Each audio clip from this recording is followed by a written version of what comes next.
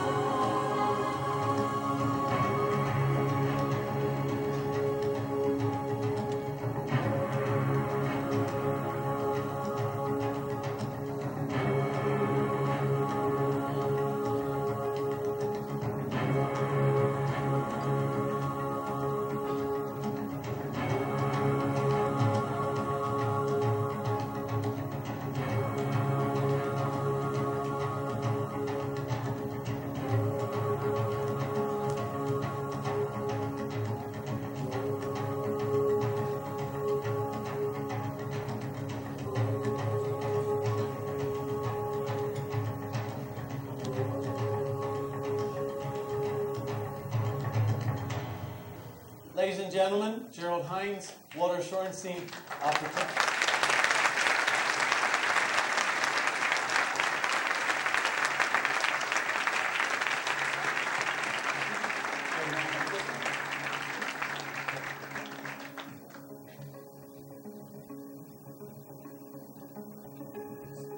Down, please. Yes? Just make yourself comfortable. So, bring back memories. Jerry, where'd you grow up? Born in Gary, Indiana, 1925. And give me a memory from your childhood and how it affects, that you relate to and how it affected who you became.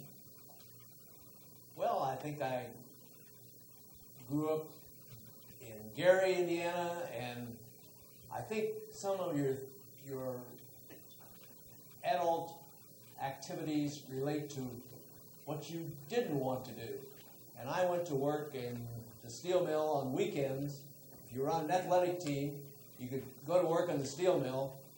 And at age 15, I went in and worked, and I knew I didn't want to work in a steel mill. And I think you have to know what you don't want to do. Walter, what about you? Where did you grow up?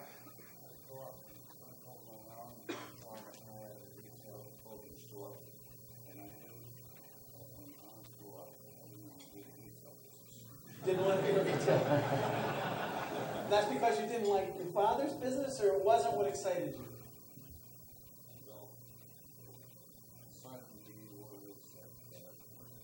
Limitations and system building business and where we want to grow it in that business, so where there are other businesses that are more attractive, and what there are other businesses more attractive and still not growing. We'll come back to those attractive. Al, what about you? Where'd you grow up? I grew up in Pontiac, Michigan, somewhere north of Detroit. And tell me a memory of your childhood or your young ages that affected you. Well, I was dyslexic. I found out later. I didn't know it at the time. They thought I was just stupid. Maybe There's been a lot of debate about that over the years. yeah, I had a lot of debate about it, but I grew up not too happy because I couldn't speak and I couldn't read and I couldn't write and so forth for a long while. But I caught up and I did fairly well. Now, I found out last night. I was dyslexic also, so maybe it runs in the family.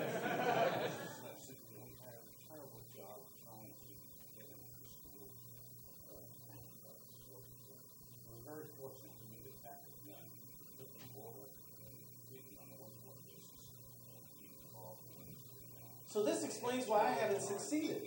I've not been dyslexic. Well, I found out the two of you had a shared career experience. Your second job, Jerry, you were telling me was as a shoe salesman? As a shoe salesman. And Al, your first job was? Shoe salesman. That was a lot better than working in the steel mill, selling shoes at Sears and Roebuck. Well, it was a great spot to be sitting in sometimes. Yeah.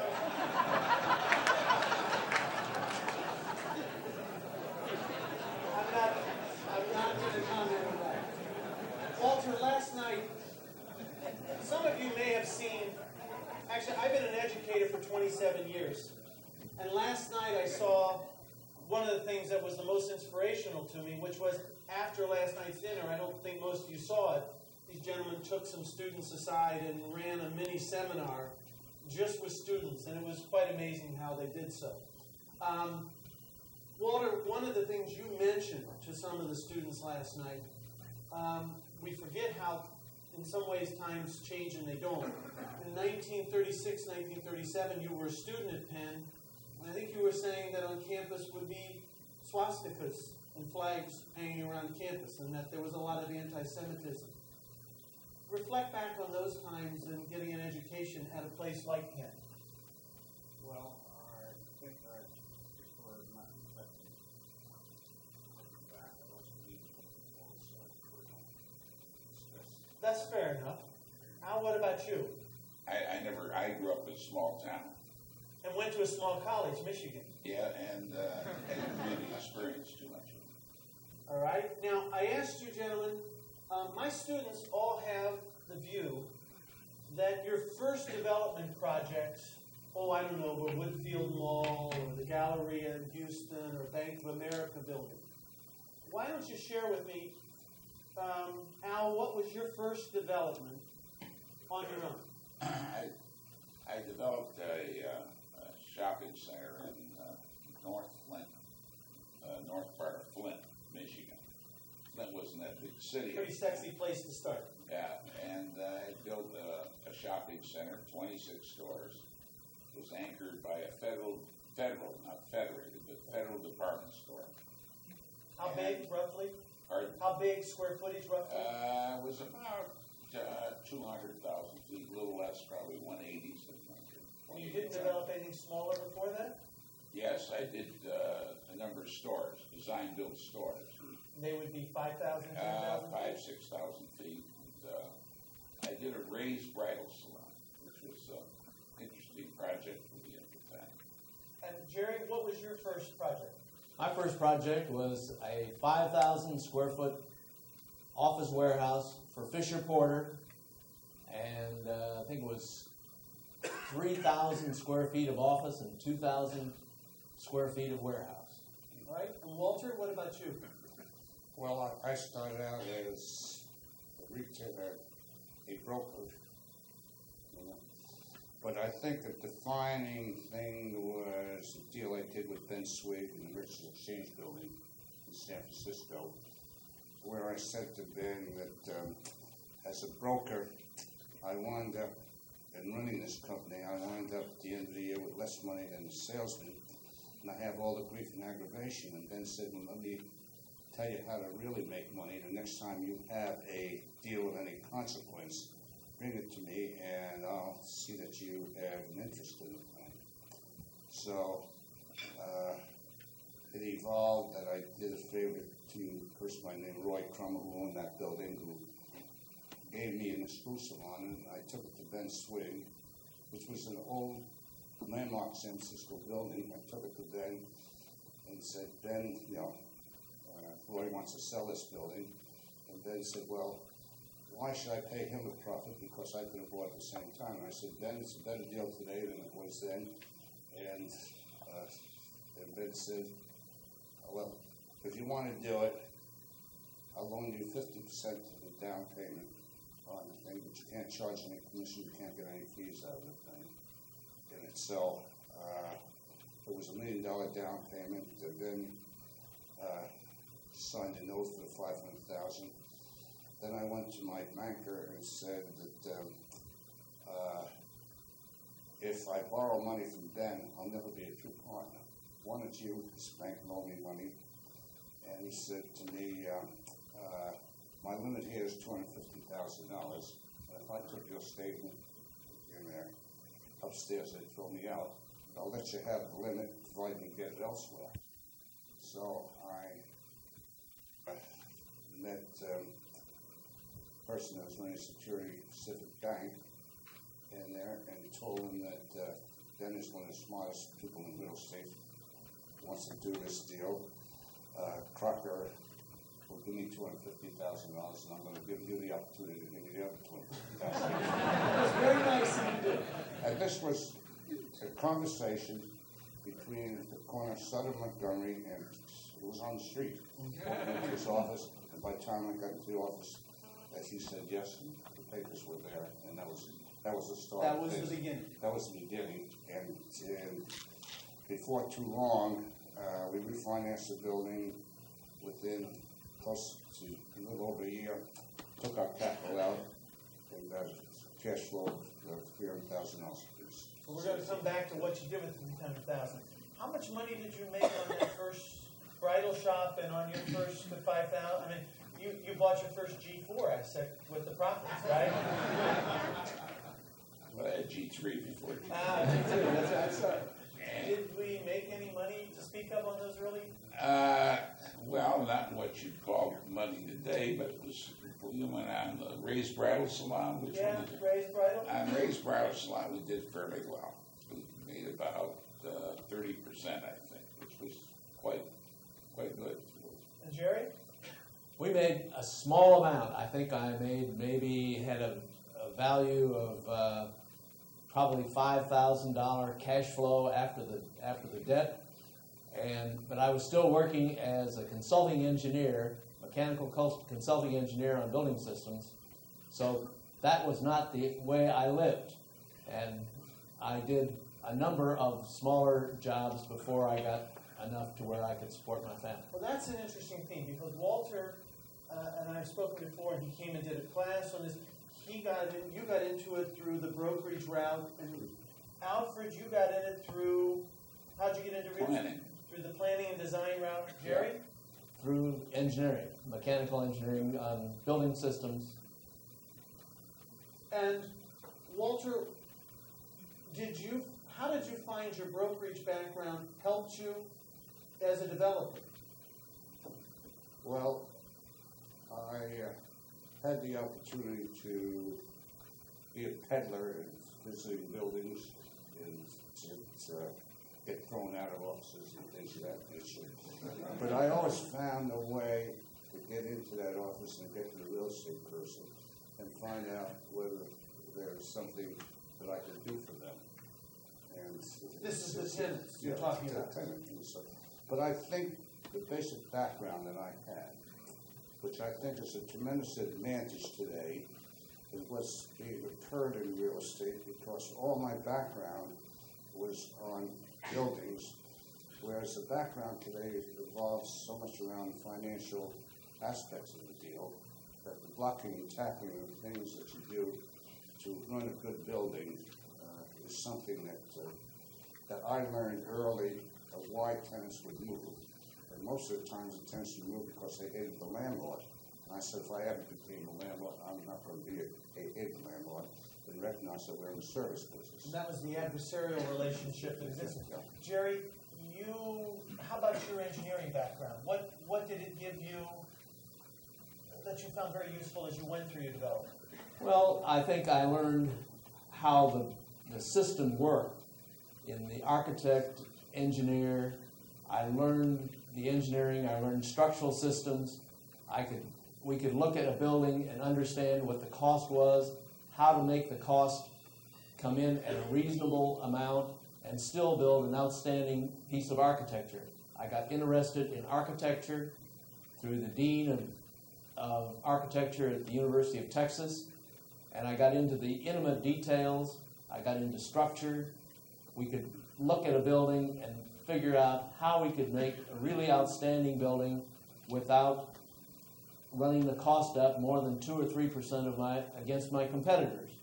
And that gave us an edge and really became part of the philosophy under which we were successful. Now, your design background, you've always approached retailing in a funny way through design. In a funny way, is it? Well, in an unusual way. How about that? Well, I think it has a great deal to do with the process of building and planning. And retailing is the basis of layout and planning. So you have to understand the retailers. You have to be able to know how the constituencies work and how the total works together. And it helps, yes. Now, whose buildings, and I mean this other than the people here on the panel, so give me a building that you really admire and you sort of have gone, I wish that had been one I had done. Jared? It may not be an office building you've done. It could be a historic building of ancient. Well, the Seagram's building in New York is a building I admired. Because Of its position, the setback, the presence, the reputation it achieved. Walter, how about yourself? Give me a building that you really admired, wish you had been yours. Well, I can't think of a building that someone else has. But if I admired it that much, I'd find a way to acquire it. But the thing that I admired constantly was the Bank of America building in San Francisco.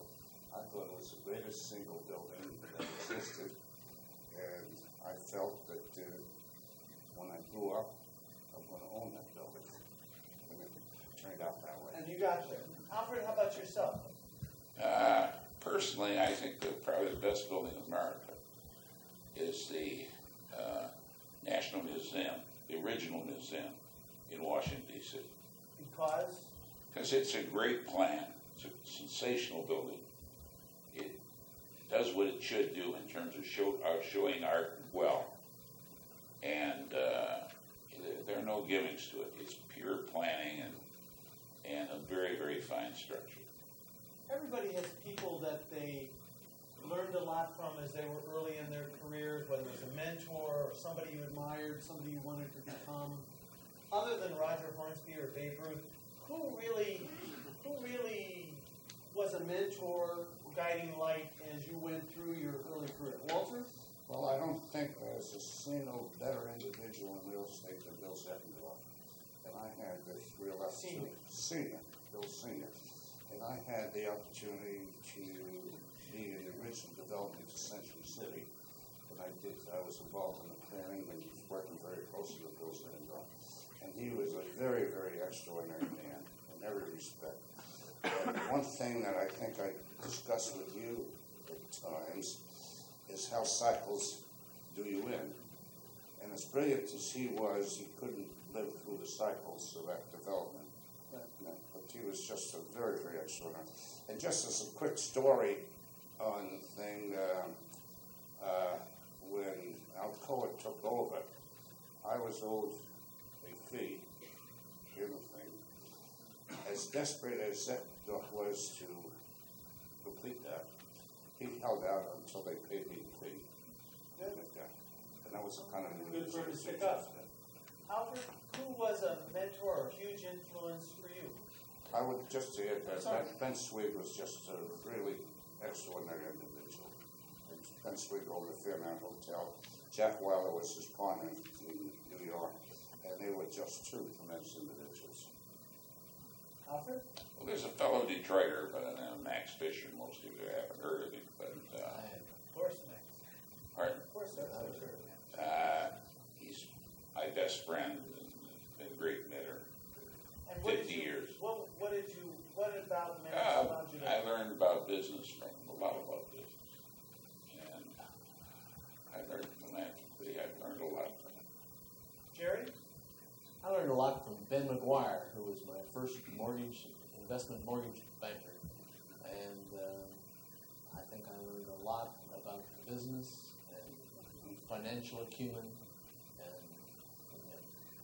So let's talk about a few of the type of projects we saw there. And I'm just going to pick one for each of you to give us some insight about, but you can take another one. Bank of America, perhaps the Galleria in Houston, perhaps Woodfield Mall in Schaumburg, Illinois. We look at those buildings today and say, well, of course, they were easy. How easy was Woodfield Mall to do? It was a difficult project because at the time it was the stores were going to be so large. The marketing indicated that this was going to be an incredible market opportunity.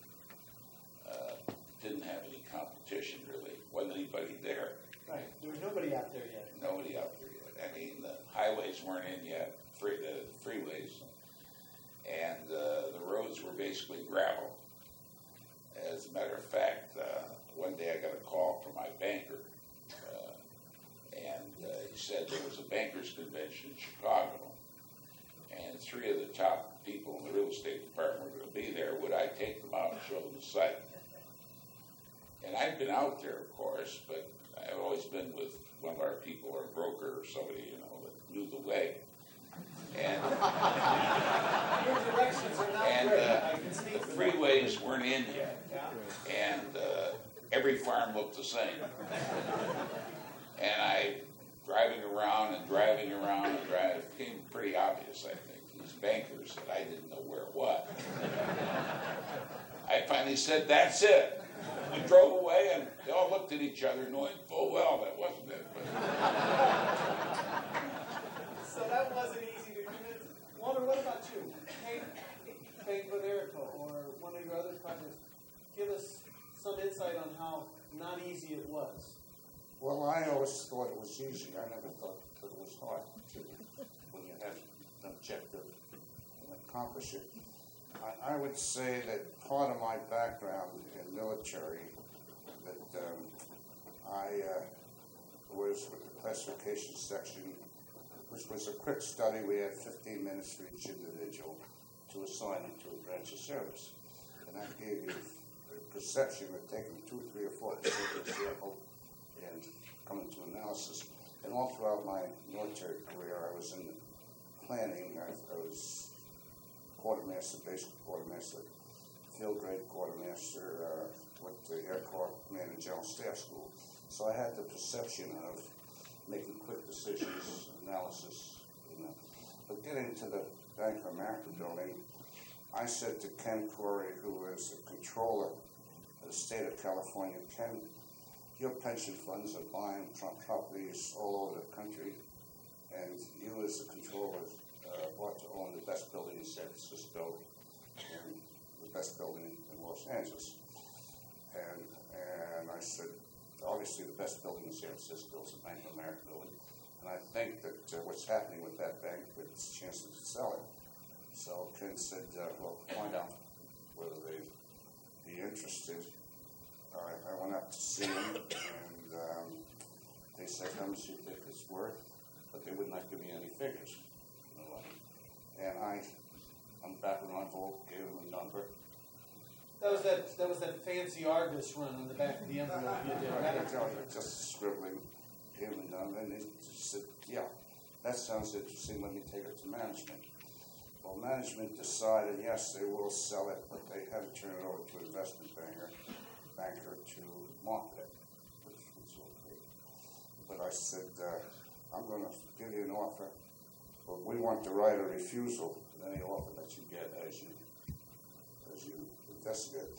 So almost everybody in the world was poking at that building, but they decided that they didn't want to sell it to foreigners and others in there.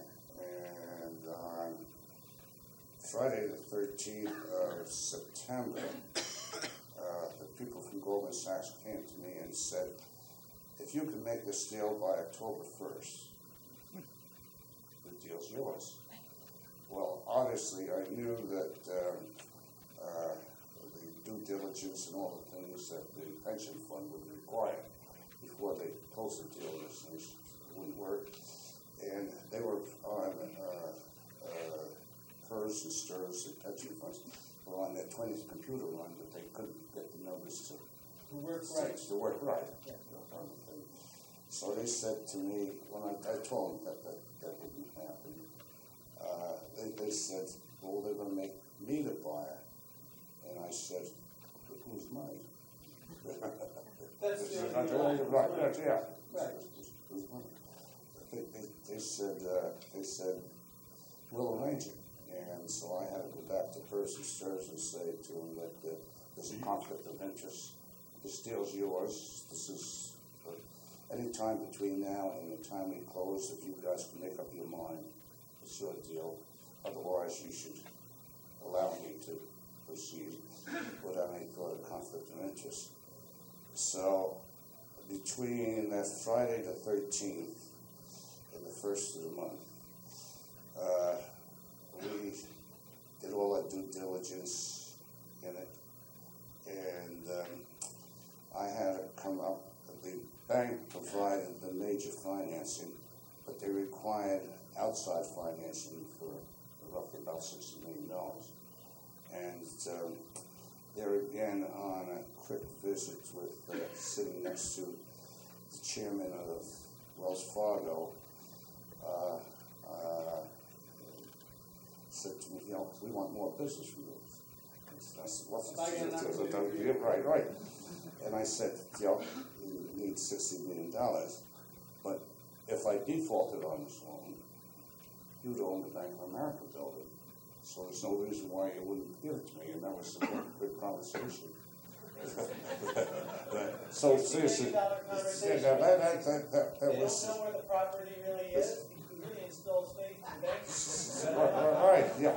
It's, and Howard should be sitting there as the chairman of Bank of America, at Wells Fargo, and all of a sudden owning The Bank the of America American building. building. Right. Yeah. So it wasn't that great.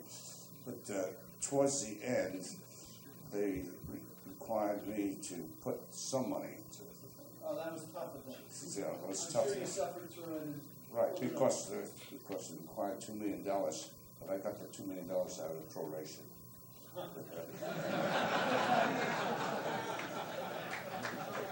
So, Jerry, tell us your story about that. Tell us something about Galleria. Well, the Galleria. Galleria, we bought a piece of land. We paid $3 a square foot for it. Shopping center land, we normally only paid 50 cents a square foot.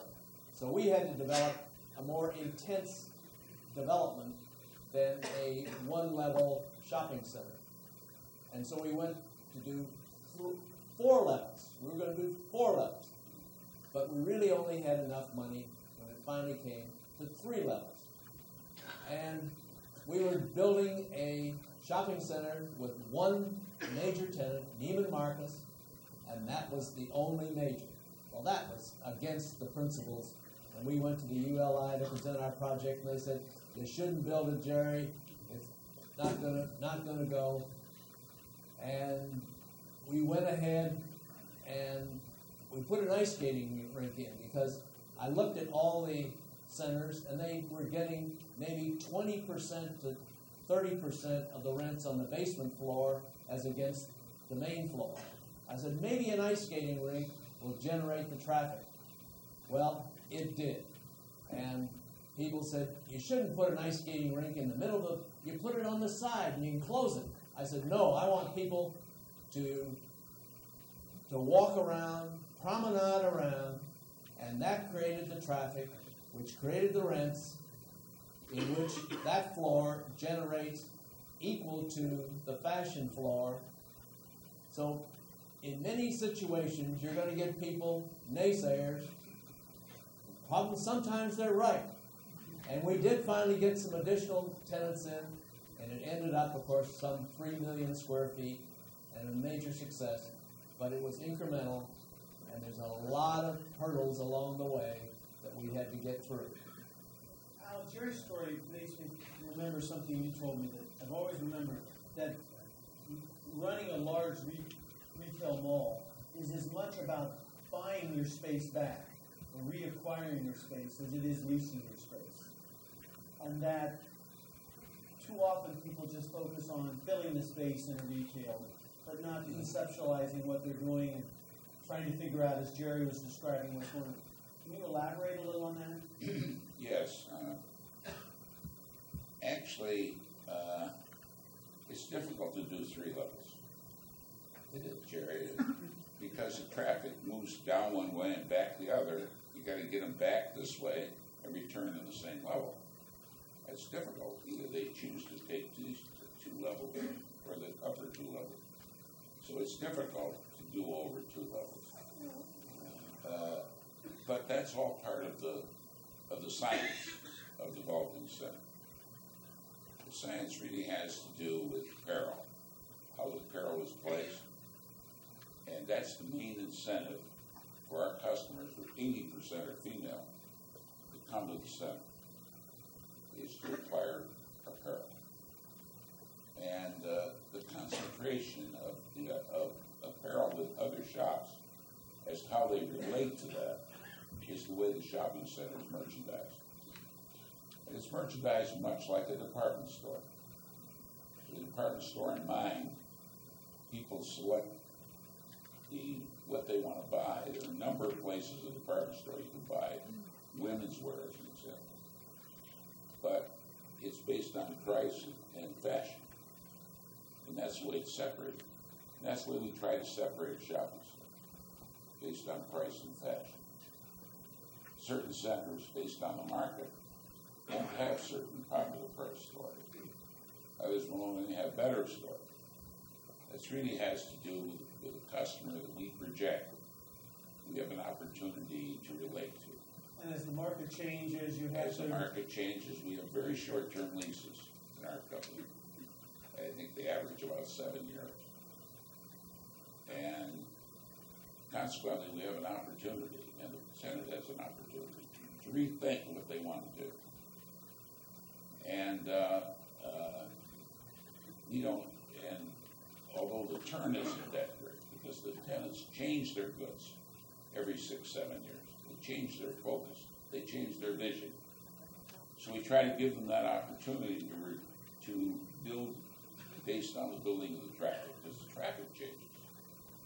And let me ask a question.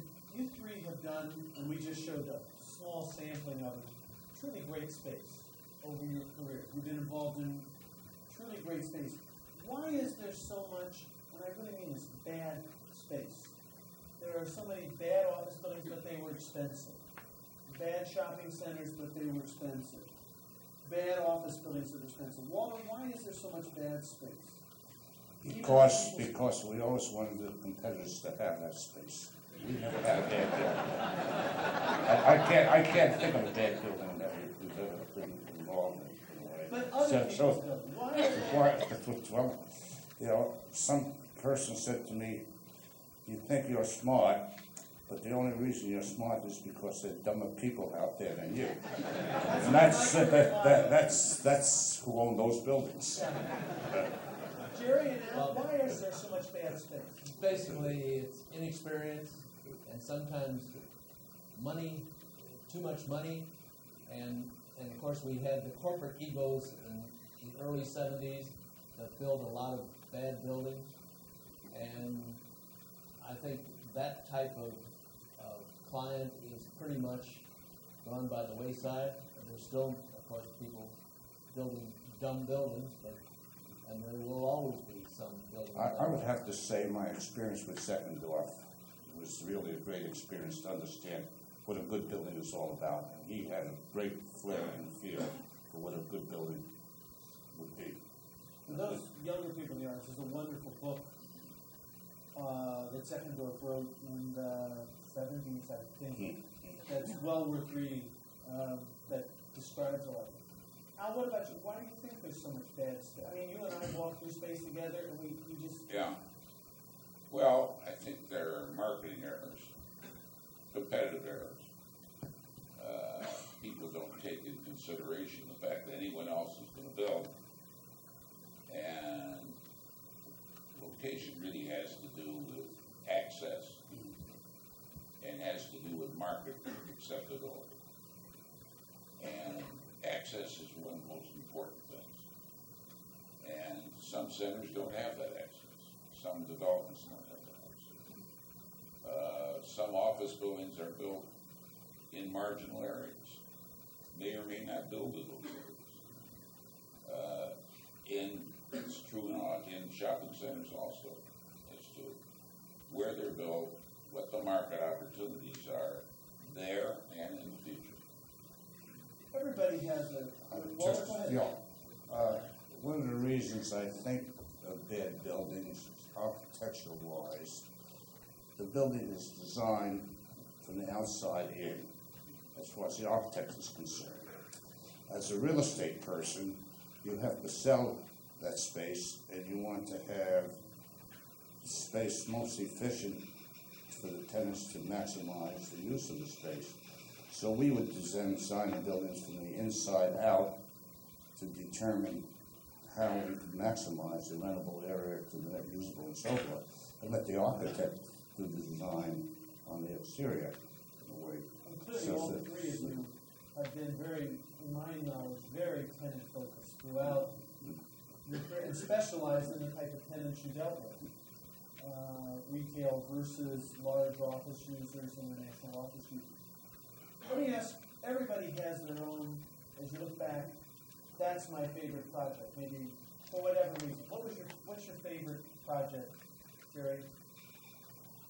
Oh, I think that in terms of architectural reputation, I'd say Penzar, because it was able to reach Middle of the Year award, and that was very satisfying to us because it was early in our career, and obviously the Gallerias were. So those are. I mean, you're proud of all, but those are two. Al, what about you? I think Short Hills, New Jersey was, the Mall of Short Hills was an interesting project, because we took over a project, that Prudential and SM had done, neither one of them with any development experience, and it was a disaster. There were 7 tenants in it, Bloomingdale's, and other tenants farther away that didn't tie into the center. And we were able to make that one of the 4 or 5 best centers in the United States. It does almost $900 a square foot today. And it's large in terms of tenant space, it's about 560,000 feet. That's very tight. It's a very tight site. Of shop space, Yeah. you know, in addition to Saks, and Bloomingdale's, and Neiman Marcus, and Nordstrom's, and Macy's. And it's a very strong center for its market. It's great accessibility. And I would say it's probably one of the best developed. And we turned it, you know, it was You a did all right. Sauzier and turned it into a St. Good Clair's. on. Walter, what about you? What's your favorite of your buildings? Are you saying buildings or developments? Either one. Either one? Well, I think my best development is the creation of Doug.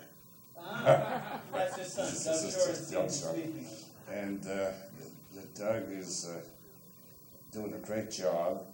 I tell him I'm expensive, and he better take care of He's me. gotta retain you. Well, but Doug's doing something exceptional and something that are really gratified to see him involved. And a lot of people here have mentioned to me, oh, rather than say they knew me, they know Doug. Doug's doing a great job. But building-wise, I liked all the buildings we did, and we never felt that we did a bad building, and there's stories attached to almost every one of them, in a way.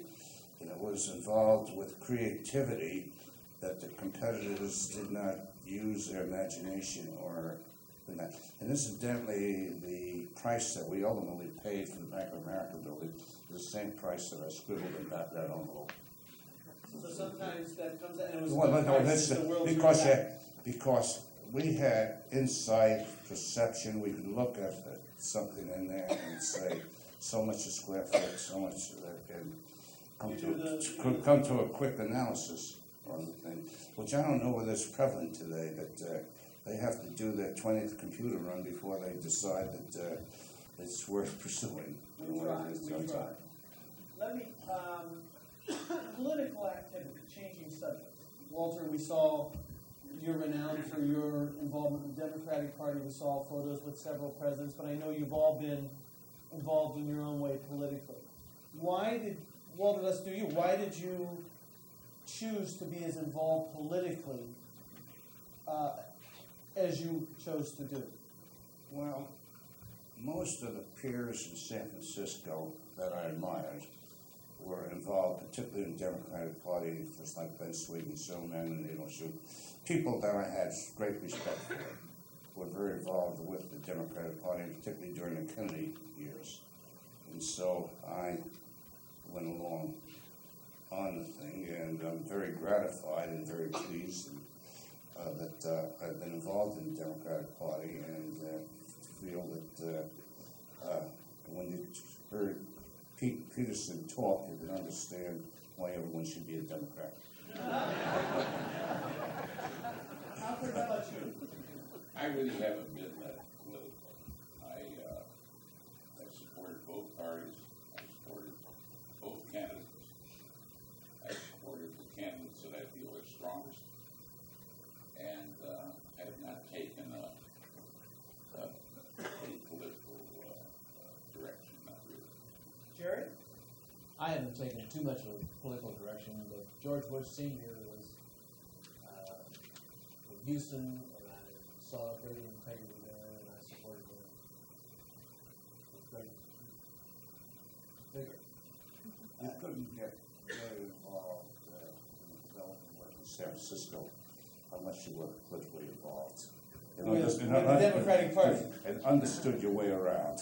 Understood. Let me go to a little bit maybe what Larry Summers was speaking about last night, university education. For those of you who don't know, Al was the first chairman of this group, and the reason this group exists and these kind of programs exist today is really single-handedly due to Al Walter, and has been involved at other universities beyond this in many ways. Walter's been involved. Jerry, talk to me about what you find rewarding about university involvement, and what you find frustrating about university involvement, your university involvement. Walter? Well, obviously, I've served on many boards, and when the boards function on the basis of getting money, somebody else is spending it.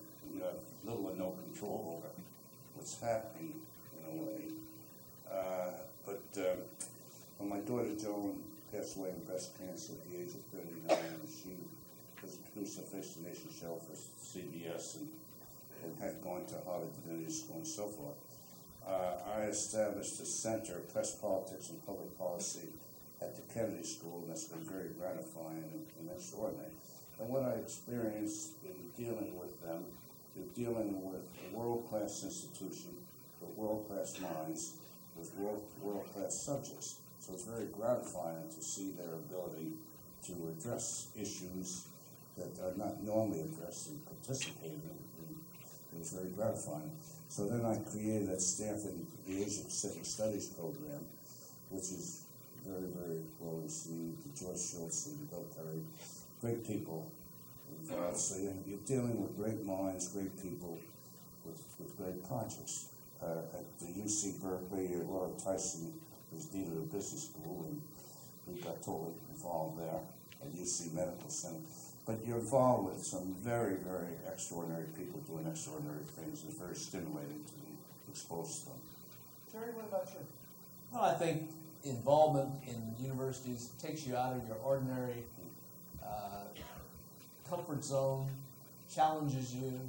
It's very stimulating to be with the young students and the people coming up, and to hear the different directions that they're moving. And I think that's been stimulating to me and very educational. Al? I agree with Jerry. I think that it's stimulating and it's very rewarding on a personal basis that you're able to. And they give you an opportunity to be involved. I have been involved in a number of schools, and I feel that it's been to my advantage. So I did you guys a favor last night by letting you talk to students instead of you doing me a favor, is what it turns out. It's absolutely true. And that's where you learn. And that's the way we learn. Not to be, you've still got a lot in front of you. How do you want to be remembered? Professionally remembered. How do you want to be professionally remembered? Jerry? I don't want to get rid of you yet. That's not what I'm doing. But what do you want people to say when they say Hines? Well, about the quality and the integrity of the people, the systems that we put forth in environmental, being on the forefront of certain directions, and in the quality of architecture and the built environment that and the planning. We're doing a lot of major developments which are in Europe, which are up to 9 and 10 million square feet. And I think the multi-use projects that we're doing, shopping, apartments, office, convention, parks, like we did in Barcelona, those are really immense projects. And the one we're doing on the Old Renault site in Paris, which will be 9.5 million square feet. Those are huge projects. With Renault doing $1 billion museum there, those are big and take a lot of talent to accumulate the skills in each of those specific areas and meld them into one project. Al, what about you? What do you want people to remember when they say housing? Well, I think about my 2 sons and my daughter. I think if they remember me through them, which will probably be the case, they run my businesses today. And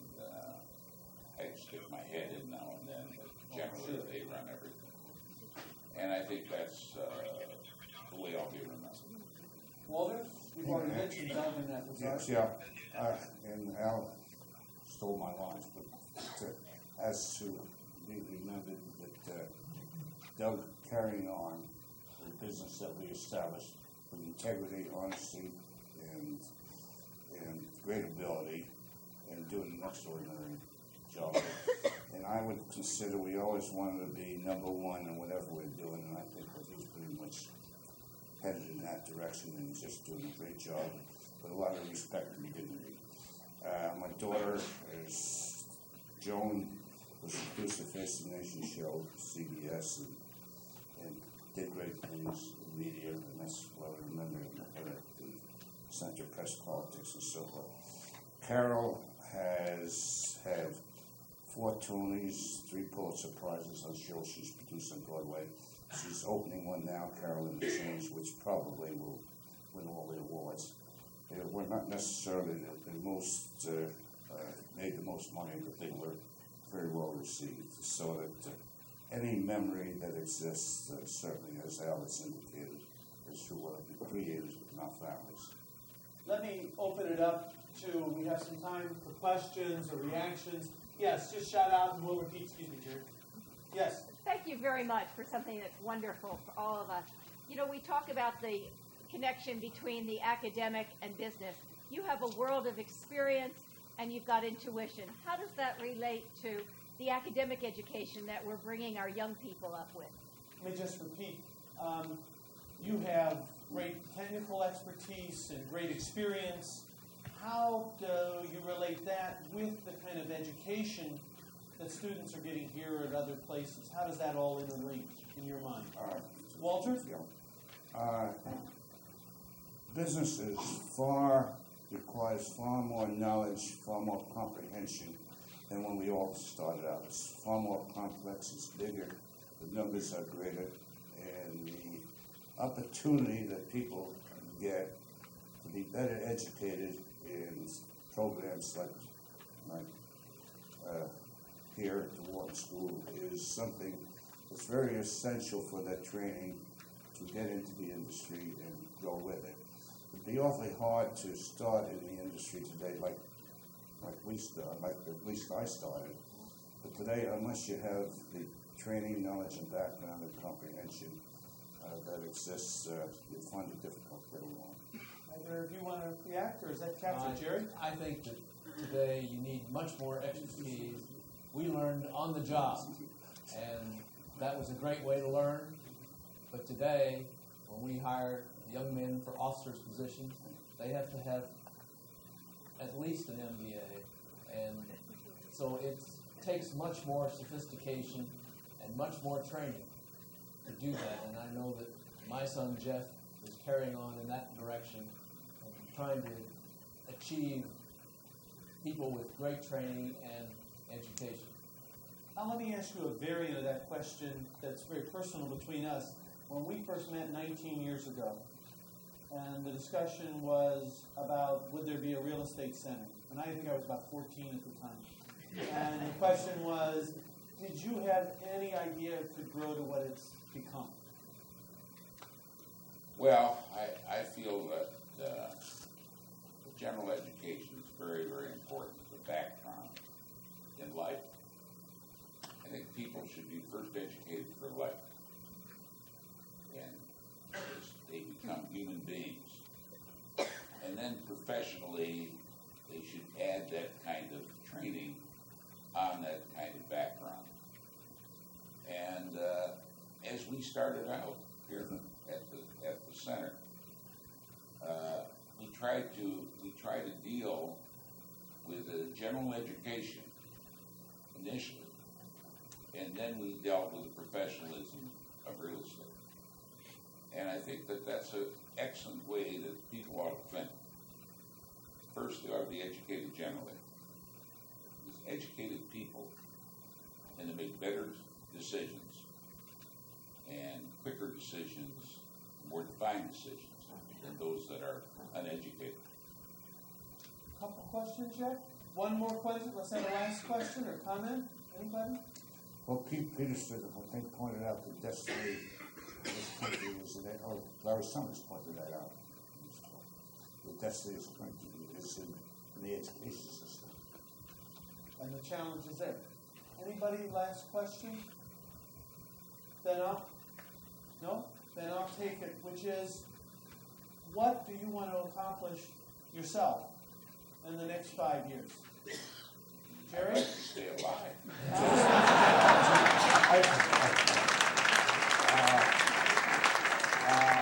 I asked the 89-year-old friend, what could we buy him for his birthday? And he said, to be alive for another year so that you can all be here one more year. So, Jerry? Like to ski a little better, and God bless. break into the low 80s on my golf. Ladies and gentlemen, we'll have them back in 5 years.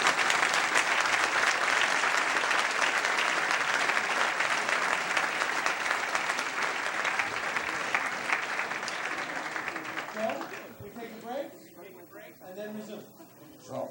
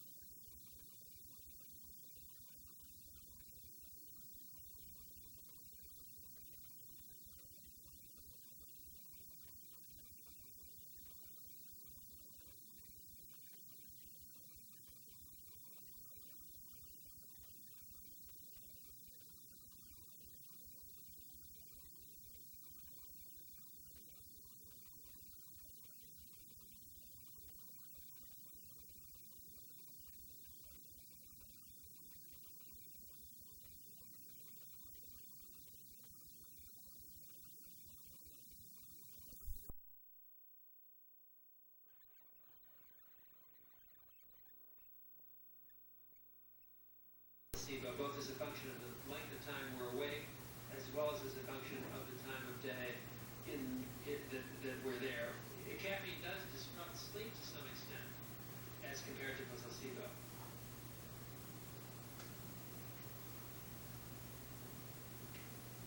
It's because of this effect on sleep, on balance, report being sleepier during the daytime than subjects who are not taking caffeine, even though they have fewer lapses of attention. We talked a little bit about the pharmaceutical agent modafinil. Together with Dave Digis, we did a study on 16 subjects in which we simulated their exposure to night shift and showed that we can significantly reduce the number of lapses of attention during a 20-minute test. And here, the lapses of attention are being reduced during that 20 minutes alone by half in these simulated shift workers. And then come all the societal questions. Should we tell them it's immoral to take a drug and therefore fall asleep at the wheel and kill yourself on the way home, or should we give them a drug fearing that maybe they'll abuse it and take it more often than they should, and not just when they're driving home, but maybe they'll put it in they'll mix it in with their Red Bull and Riggs in Europe at 3 o'clock in the morning. I mean, you don't know what people are going to do, but it does raise important questions. Hey, Chuck. Yeah. Chuck, how does the potency or effectiveness of modafinil compare to caffeine in your study? We actually,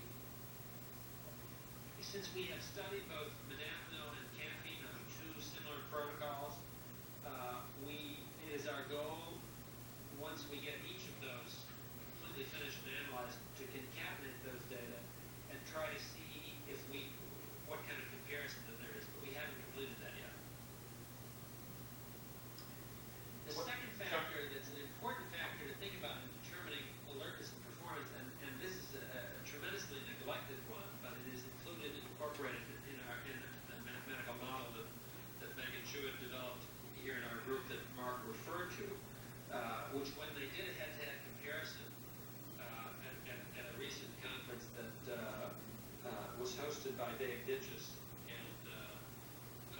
and Melissa Malice out at the APSS meeting in Seattle, and they compared models from all over the world and selected the one that Megan has developed as being the most high fidelity comparison with actual data.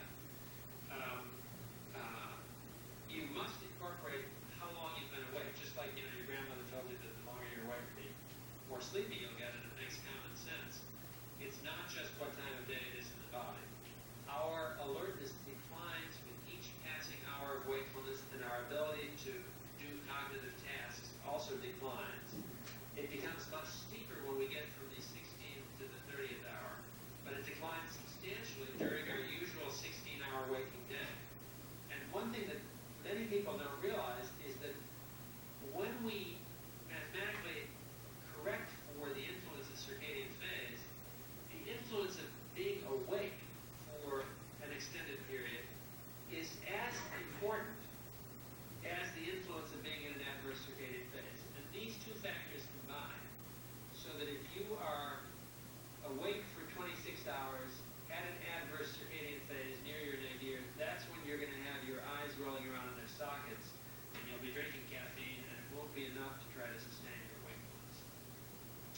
So, now, shift work sleep disorder is obviously very common, as Mark pointed out, and probably underreported. And I think that one of the most important things Mark said is that we've got to eliminate this label of the shift worker, because none of you, when you're traveling across time zones, none of you, when you're working at night on projects or whatever, most, even a cab driver who's working all night, they will not classify themselves as a shift worker per se. And even if they were to classify themselves as a shift worker, they would never dream of going to the doctor because they're sleeping at night, most of them, because it's such an obvious, it's part of the human condition. People try to overcome it, but they don't think of it as a disease. And of course they're right. It is part of how this pacemaker works to promote sleep during the nighttime hours.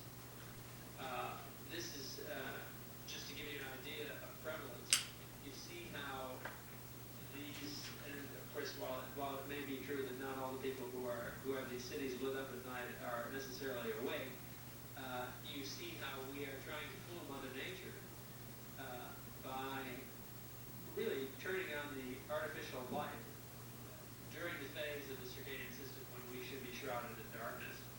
This is a great photo from. I don't know how the satellite took this photo, but it seems to be able to go right through the clouds and evaluate that. And Mark has already talked about what an important problem fatigue is in accident causation. I don't know. I couldn't see any of his slides, but Mark, I don't know if you showed a slide showing the temporal distribution of these fatigue-related truck accidents and how they're peaking exactly in the phase that we would predict when the pacemaker in the brain is sending out the strongest drive for sleep. The FDA in October of this year, for the first time, recognized shift work sleep disorder as a condition and has provisionally approved modafinil for, or I don't know exactly the status, but they have issued a letter saying that they intend to approve modafinil for this particular condition, which affects about a quarter of shift workers who are most severely unable to sleep during the daytime and stay awake during the nighttime. It occurs both in permanent night shift workers and in rotating workers, with people, depending on the survey, 30, 40, 50% of them reporting nodding off regularly, at least one time per week.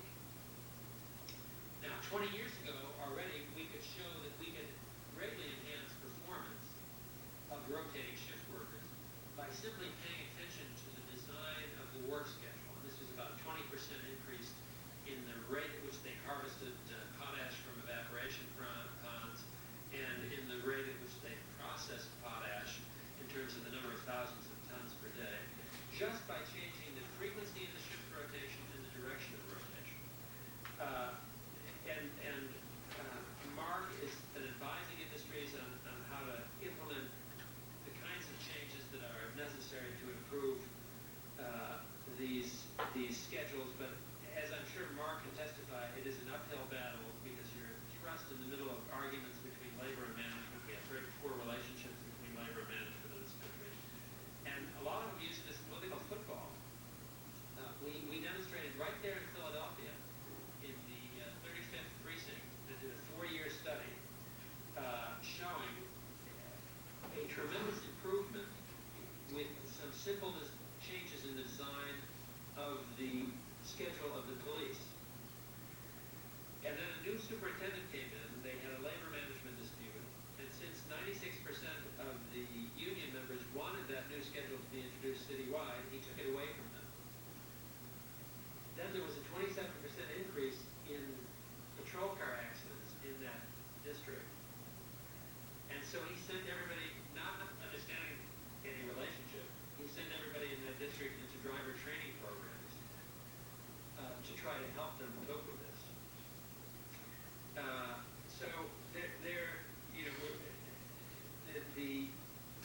I do think that there would be a place, in addition to the kind of individualized consulting that Mark does for firms, I think that there would be a place for, and Mark, I don't know if you agree with this, for some software development that would be easy to use, that companies could capitalize on, and that, I mean, even the military that we work with, and they've supported millions of dollars worth of research in this area, because we're not sitting at the table when they make their decisions, they do crazy things, like Operation Desert Storm. They sent everybody over to Saudi Arabia 2 weeks ahead of time, all the people flying the jets, so that they could adjust to Saudi Arabian time, and then they had them fly at night, which is when we have our tactical advantage. If they had kept them on U.S. time, they would have been in much better shape because that would have been daytime. Flying at night would have been daytime in Saudi Arabia. When we met with them afterwards and said, this doesn't make any sense. Why did you do this? They said, gee, we didn't think about that. We were just following. It said in the brochure we should try to get there as early as possible so we can adjust to the time zone. So I think that a software tool that helps convey these principles, which are not complicated, but they're complicated enough that for most people it's not really accessible. A tool could be, I think, very valuable, and it could be coupled with hardware that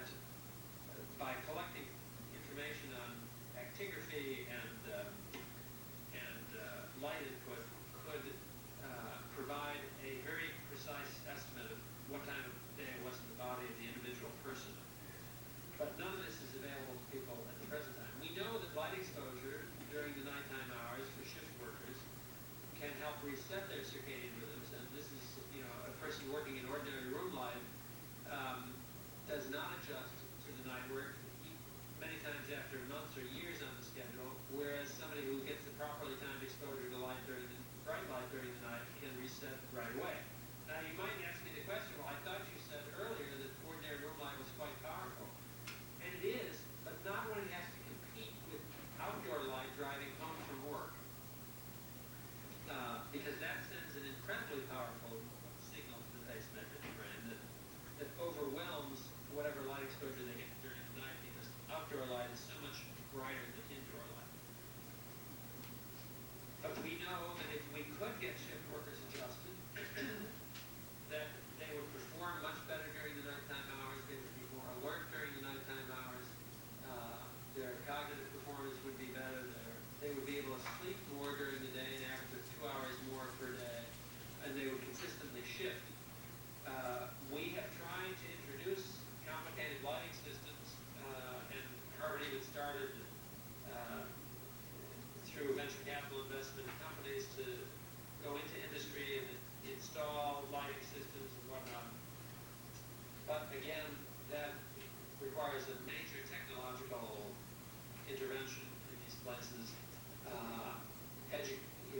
education, working with labor and management, and it's, again, not, would you agree, Mark, that that's not an easy process?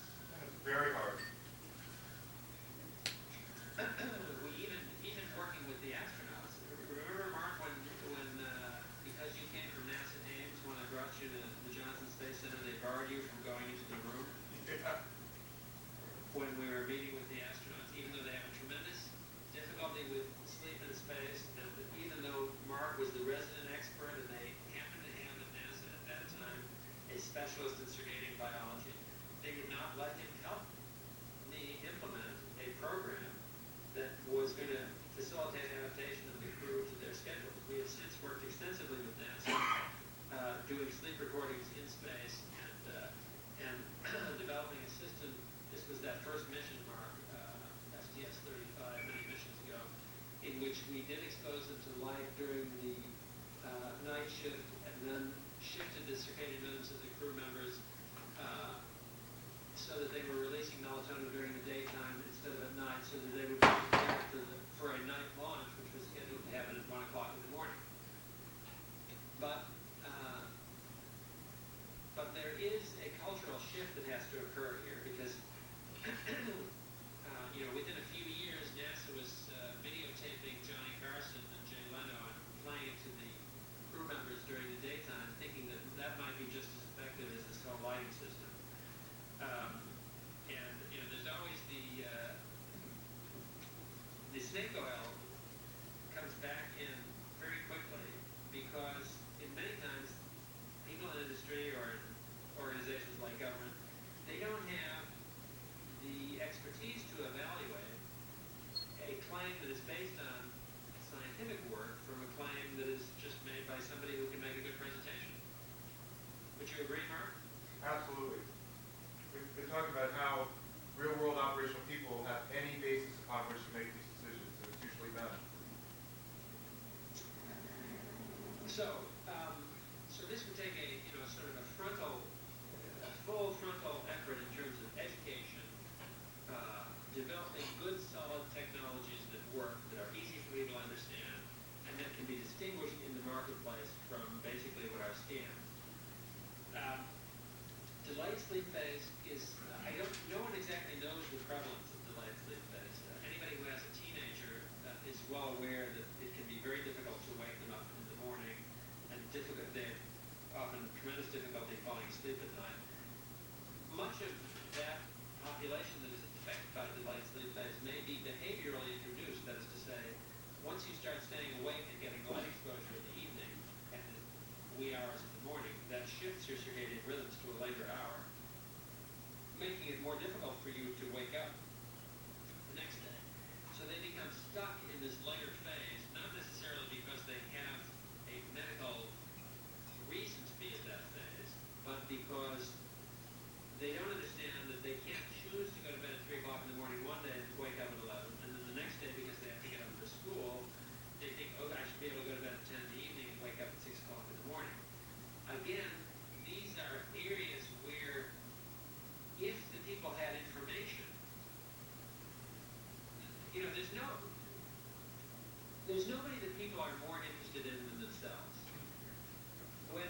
work with the astronauts, and we show them, we can give all the presentations, talk, blah, blah, blah, they don't care.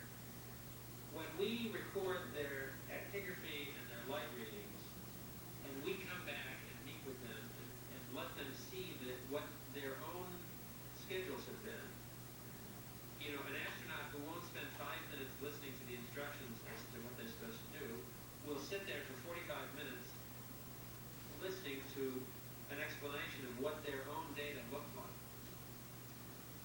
So having a device that will provide feedback to the person on their own schedule, and then software that made recommendations. I have an exam next Thursday. It's at 8 o'clock in the morning. That's the peak drive for sleepiness. That's when you're going to have the greatest likelihood of errors. That's when your short-term memory is worst performing, and so on. When I talk to kids in school about this, which I'm doing tonight at a 7 p.m. lecture in school, they get very excited about this. They want to know, okay, I have my SAT exam, I have my college boards, I have my medical school admissions test. How can I get ready for that?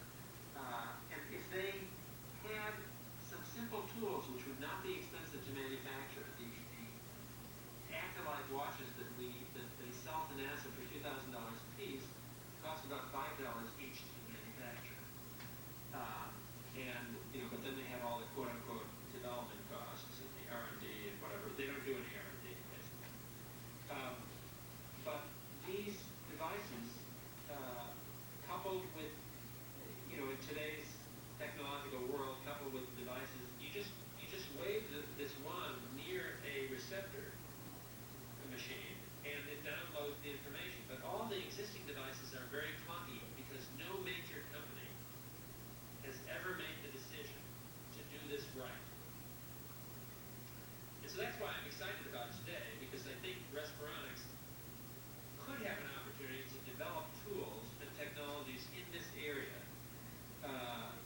that would open this up from being a biological curiosity that most sleep disorder specialists have no clue. They send people home and they say, keep a diary. People come in with a diary. They don't really know how to, they can interpret it saying, oh, well, you go to bed late and you get up late. But how do you then translate that into, like this 50-year-old, 2-year-old woman who comes in with a 4-year history of sleep onset insomnia, she can't go to bed until 3 or 4 in the morning. She was a judge. She kept coming in late, for the trials. She was on suspension, whatever. He hit her with bright light exposure in the morning for 3 days, and she was absolutely astounded that she could get up early and be alert. People are amazed. We treated one fellow, this is many years ago in chronotherapy, and we reset his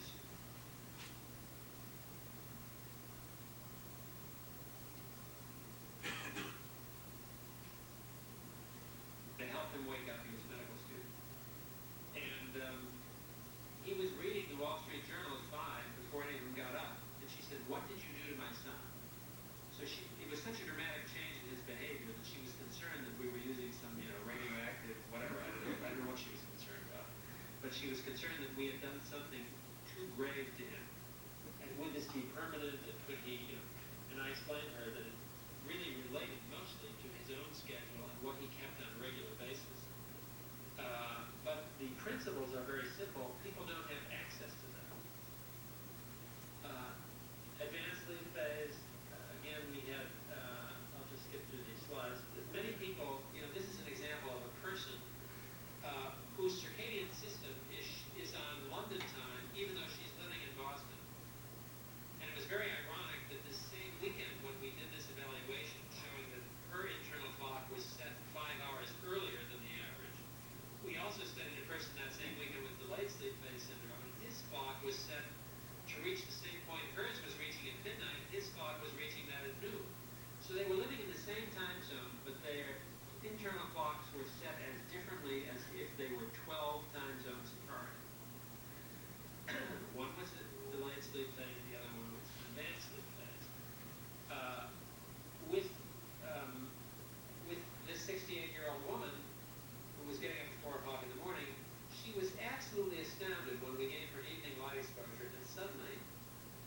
she was able to wake up go to bed at a normal time, so that she wasn't falling asleep when all of her relatives were coming over in the evening. And then she was able to wake up at 7 o'clock in the morning. And, you know, she's still, 10 years later, she's still sending us saying what an effect this has had on our lives. So anyway, what is preventing this from happening on a more routine basis is a combination of very little education or public awareness. You know, if it takes years for people to be diagnosed with sleep apnea, which more or less everybody knows about, imagine how long it takes for people to A, recognize that this is a problem that can be treated, and B, get any kind of a handle on how they should go about doing it.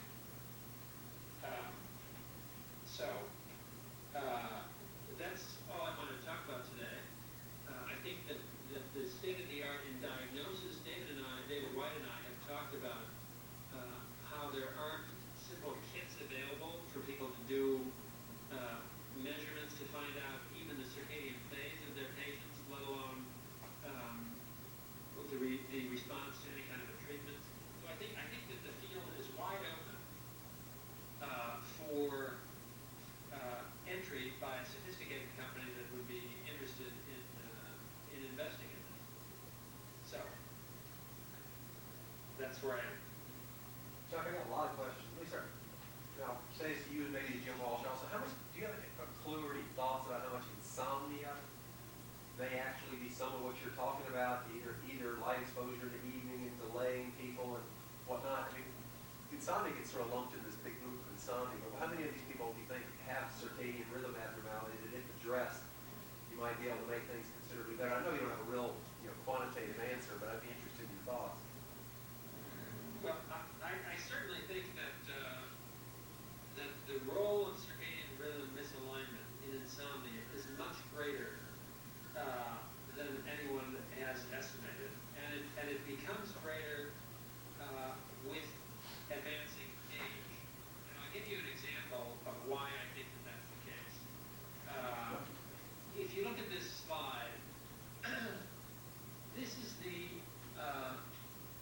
the percent of wakefulness as a function of what time of day it is in the body when you're trying to sleep.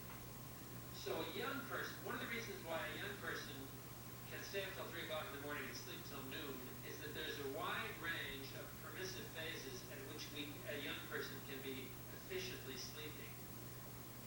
So that is to say, maintaining at least a 90% sleep efficiency when they're in bed. As you get older, that narrows by about half. So now there's an incredibly restricted zone of circadian phases in which you can maintain a high sleep efficiency. As soon as you're outside that zone, you are awake half of the time when you're trying to be in bed and sustain sleep. So what that means is since people are getting incredibly disparate signals as to their exposure to light and very erratic schedules and work and night work and travel across time zones, the circadian system in most people is not perfectly aligned, and that's going to cause a tremendous amount. These are the healthiest people that we can find with no complaint of insomnia, with no other medical conditions. And look, if they're not sleeping in exactly the correct phase, they're awake 50% of the time when we have them scheduled in bed. So I can't imagine that this is not contributing a major contribution to insomnia in our population. I would agree. I think in terms of circadian factors being the principal precipitant of chronic insomnia, if I had to take a wild guess, I would say 5 or 10% of all chronic insomniacs. But in terms of the circadian factors complicate and extend or exacerbate chronic insomnia, in my mind, it might be as many as 50% or more. Just think about what we've been telling the popular press writers to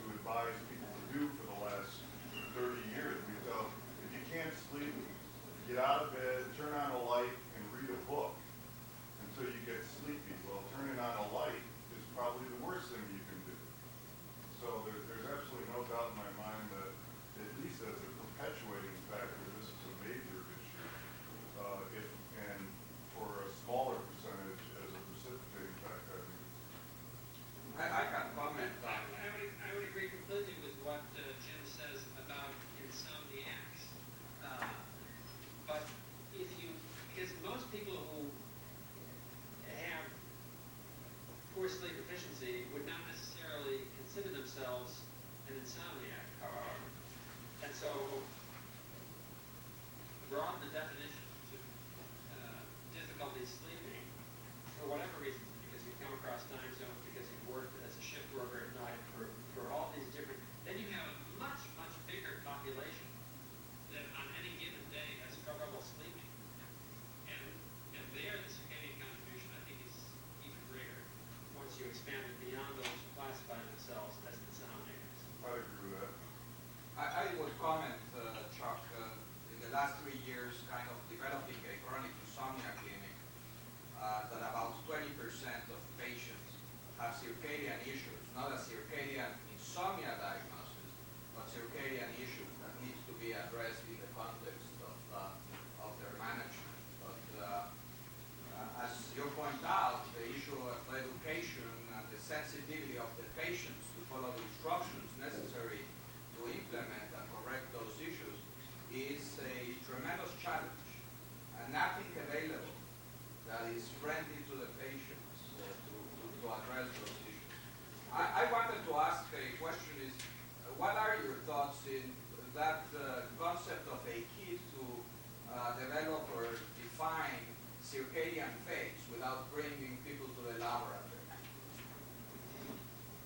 Yeah, I think that there's no reason to have to bring people to the laboratory, frankly.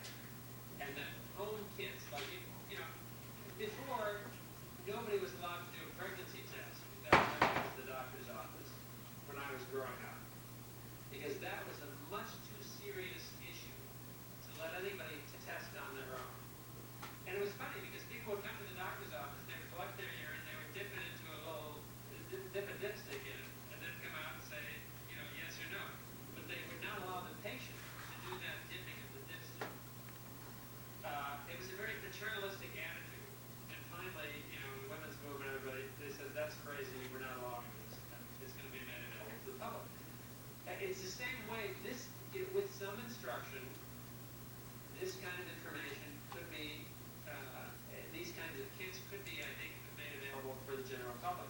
But I think that there would be a level of interest that exceeds, you know, obviously this is my field and what I've been spending my whole life working on, but I think it would exceed your wildest expectation in terms of interest of the general public in being able to define these issues, because again, people, there's nobody that people are more interested in than themselves, and being able to understand this issue, which is an enigma to many people, and which has big effects on their ability to perform and to be at their best and to sleep well.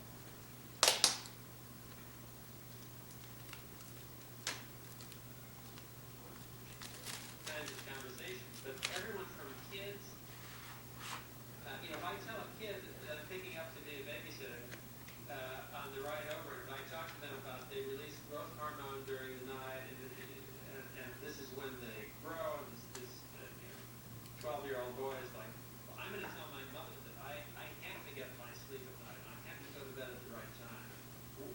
How does this affect my performance? And people are very, you know, at all ages. And I'm sure Marcus had this experience when you were at Stanford, going to speak with older people. When Bill was working with the Channing, what was the name of that? Channing House community.